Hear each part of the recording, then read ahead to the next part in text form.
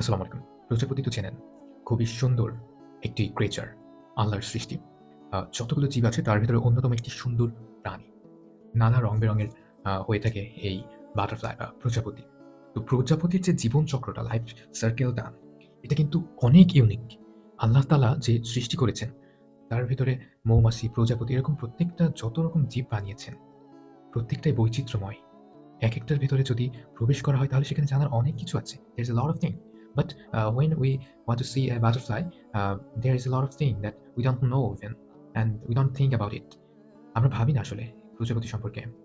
প্রজাপতিটা ঠিক কিভাবে বংশবিস্তার করে? প্রজাপতি ১ম এ ডিম দেয়।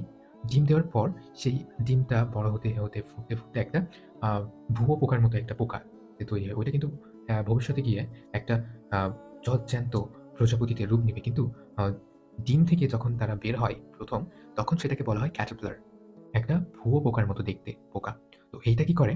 এটা হচ্ছে যখন ডিম থেকে বের হয় তখন ওই ডিমটা খেতে শুরু করে এবং ডিমটা খাওয়ার পর আস্তে, আস্তে করে পাতা খাওয়া শুরু করে। এভাবে করতে অনেক সময় ধরে তার দেহ গঠন চলতে থাকে। বিভিন্ন কিছু খায়, আ পাতা এবং এসব খেয়ে তার দেহটা গঠন হয় এবং এটার সাইজটা আ বৃদ্ধি পায়। তো এভাবে যখন একটা ক্যাটারপিলার আ পরিপূর্ণরূপে বড় হয়ে যায়, তখন চলে আসে এর খোলস বদলানোর সময়।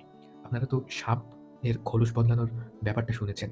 ঠিক এইরকমই এই প্রজাপতি ক্যাটারপিলার থেকে খোলস বদলায়। অনেক সময় কয়েকবার খোলস বদলায়। বদলানোর পর তারা নিজেদেরকে প্রস্তুত করে সম্পূর্ণরূপে প্রজাপতিতে রূপ নেওয়ার জন্য। তার জন্য তারা একটা ডালে কিংবা সুন্দর একটা স্থানে আ তাদেরকে অ্যাটাচ করে। যাতে সেখান থেকে তারা খোলসটা ছড়িয়ে চূড়ান্তভাবে একটা পরিপূর্ণ বাটারফ্লাইতে পরিণত হতে পারে। তো যখন এটা ওখানে অ্যাটাচড হয় এবং সময়ের সাথে, সাথে রূপান্তর হতে থাকে। সেখানে নানা রং-বেরঙের আম দৃশ্য আমরা দেখতে পারি। অর্থাৎ বাইরে থেকে দেখে বোঝা যায় যে প্রজাপতিটা ঠিক কিরকম। এরকম রং-বেরঙের প্রজাপতি হয়ে থাকে। ওই ক্যাটারপিলারটা ওই স্থানে অ্যাটাচড হওয়ার সাথে, সাথে যখন বড় হতে থাকে তখন আ বাইরে থেকে বোঝা যায় ট্রান্সপারেন্ট আ এর কারণে, ট্রান্সপারেন্সির কারণে। তো একটা সময় পর সেখান থেকে অনেক স্ট্রাগল করে প্রজাপতিটা সেখান থেকে বার হয়। অনেক স্ট্রাগল করা লাগে। এই যে খোলসটা ছড়াতে গেলে প্রচুর পরিমাণে তার পরিশ্রম করা লাগে এবং প্রচুর বেগ পেতে হয় ওই খোলসটা ছড়িয়ে চূড়ান্তভাবে প্রজাপতি রূপে নিজের আত্মপ্রকাশ করার জন্য। তো আমাদের একটা কথা এখানে যদি এড করি, এই যে প্রজাপতিগুলো যখন খোলস থেকে অনেক স্ট্রাগল করে বের হয়, আমরা যদি বাই এনি চান্স খোলসটাকে যদি আমরা ছিঁড়ে দিই, তাহলে কি হবে? প্রজাপতির বেরিয়ে আসতে আরো সহজ হবে না? হ্যাঁ, সহজ হবে। কিন্তু এই সহজ হওয়াটাই তার এই দুনিয়াতে টিকে থাকার অন্তরায়। আমরা যদি ওই খোলসটাকে ছিঁড়ে দিই, তাহলে সে ততটা শক্ত হবে না, ততটা শক্তপোক্ত হবে না, যতটা শক্তপোক্ত হওয়ার দরকার এই পরিবেশে টিকে থাকার জন্য।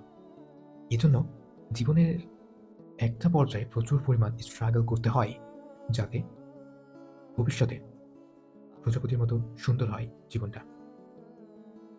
আমরা যখন দেখি যে আমাদের জীবনটা স্ট্রাগল এ ভরা, তখন আমরা অনেক হতাশ হই, ডিপ্রেসড হই, অনেক কষ্ট পাই। কিন্তু এইগুলা আমাদেরকে প্রস্তুত করে তোলে, আমাদেরকে ভবিষ্যতের জন্য প্রিপেয়ার্ড করে তোলে। তো আমাদের সন্তান বা আপনাদের সন্তান যারা, তাদেরকে যদি একেবারে নিচের লেভেল থেকে সবকিছুতে সাহায্য করেন তাহলে কিন্তু হবে না। তাদেরকে নিজের সমস্যা সমাধান করার সুযোগ দিতে হবে। নিজের সমস্যা নিজে কিভাবে সমাধান করবে এটার সুযোগ তাদেরকে অবশ্যই দেওয়া উচিত। তা না হলে যদি একটা ছেলে বা একটা মেয়ে তার বাবা-মায়ের উপর পরিপূর্ণভাবে নির্ভরশীল হয়ে যায়, তাহলে তার ভবিষ্যতে খাপ খাইয়ে টিকে থাকা, দুনিয়ার এই পরিবেশের সাথে মানিয়ে নেওয়া অনেক, অনেক টাফ ব্যাপার হয়ে দাঁড়াবে। তো এই আ গল্পটার এতটুকু সারসংক্ষেপ যে আমরা আমাদের সন্তানকে ছোটবেলা থেকে নিজের কাজ নিজে করা, নিজের সমস্যা সমাধান করার জন্য তাদেরকে পুশ করতে পারি, তাদেরকে ঠেলে দিতে পারি এবং যদি কোথাও আটকে যায় সেক্ষেত্রে কিছু সাহায্য করাই যেতে পারে। তবে চেষ্টা করতে হবে যেন সকল সমস্যার সমাধান তারা নিজেরাই করে এবং খুব ছোট বয়স থেকে করে। তাহলে একদিন অনেক শক্ত হবে এবং এই দুনিয়ার এই জগতের সাথে নিজেকে সুন্দর করে খাপ খাইয়ে নিয়ে বেঁচে থাকতে পারবে এবং অনেক বড় মাপের মানুষ হবে। তো স্ট্রাগল দেখে ভয় পাবেন না, স্ট্রাগল করবেন।